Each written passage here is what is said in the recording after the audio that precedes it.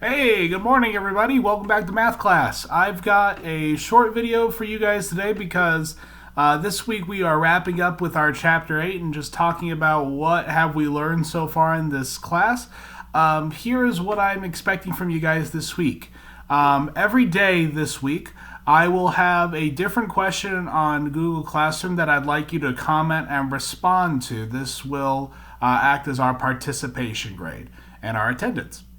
The second thing is make sure that you're doing your IXL objectives. Okay, we had extra credit IXL last week.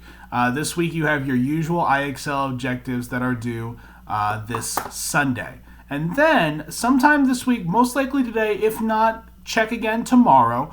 I will post a short chapter 8 test for you guys. This will be a little bit different because I have to make it myself, okay? So it'll cover Chapter 8 with all the different types of formulas that we've done. But the nice thing about this one is that I'll allow you to use your book while you're taking it, okay? And that'll be through Google Classroom, okay?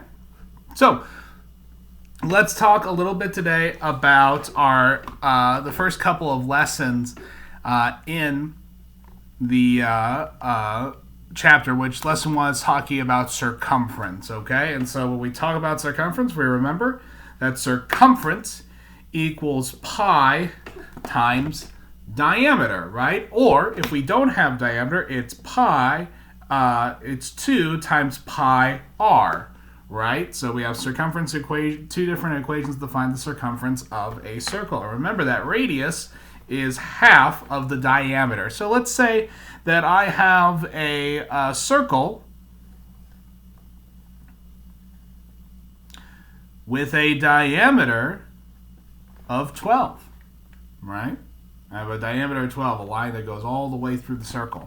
Well, my equation is C equals 3.14 times 12. 3.14 times 12. And I go through and I multiply it up, and I get 8, 2, 6, 0, 4, 1, 3. Add those up. 8, 6, 7, 3. And I should get 37.68, right? Well, what happens when I have a circle with a radius of 5 centimeters? Circle with a radius of 5 centimeters.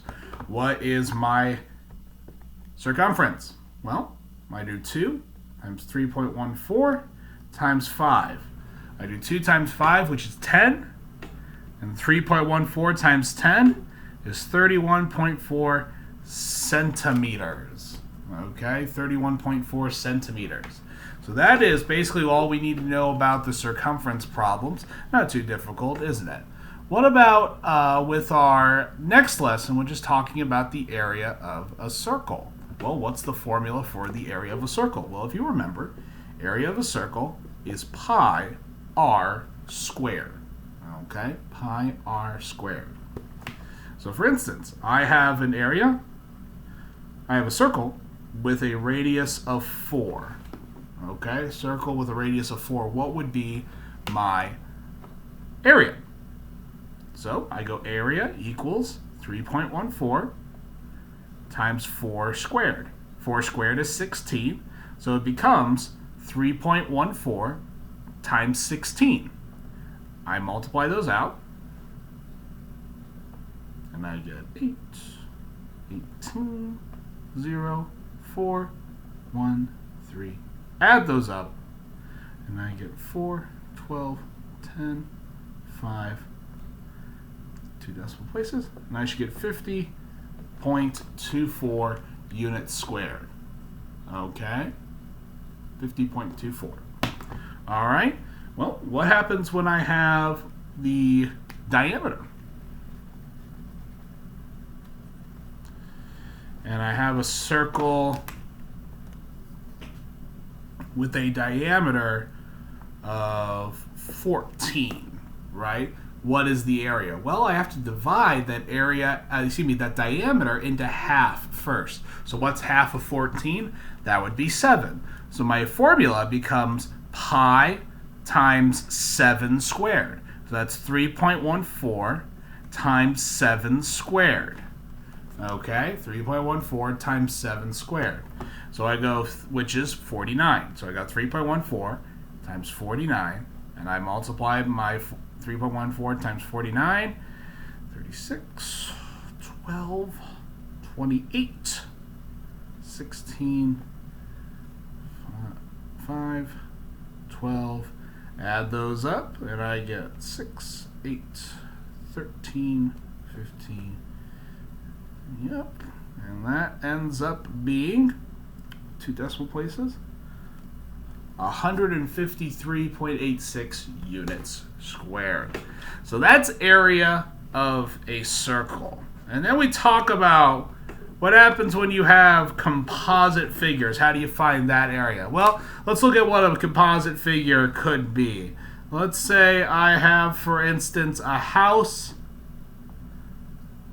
with a house that looks like this, with a lateral height of 7 and the rest of it is 12. Okay, you got a square up here. Okay, so what I'm going to do is I'm going to find the area of the triangle and the area of the house, okay, or of the square. So the area of the square is pretty simple. It's 12 times 12, so that's 144. Then I find the area of my triangle, which is 1/2 7 times 12. 1/2 times 12 is 6, times 7 is 42. Area equals 42. So I go 42 plus 144, and I get 186. Okay? Got composite figures like that. And so that is what we would do for our composite figures. Okay?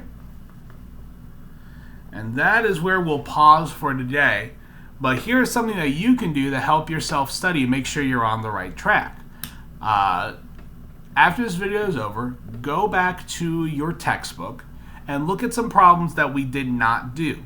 Go through them, solve them, and then you can send them to me, either as a comment on this channel on the Google Classroom page, or as an email. And I will look through them and make sure that you're getting them right. And then if you are in need of extra help, contact me and we'll set up a Zoom meeting. Okay? Hope to see you guys and see all your answers, all right? Don't forget to comment below in Google Classroom and say hi, all right? Have a good day.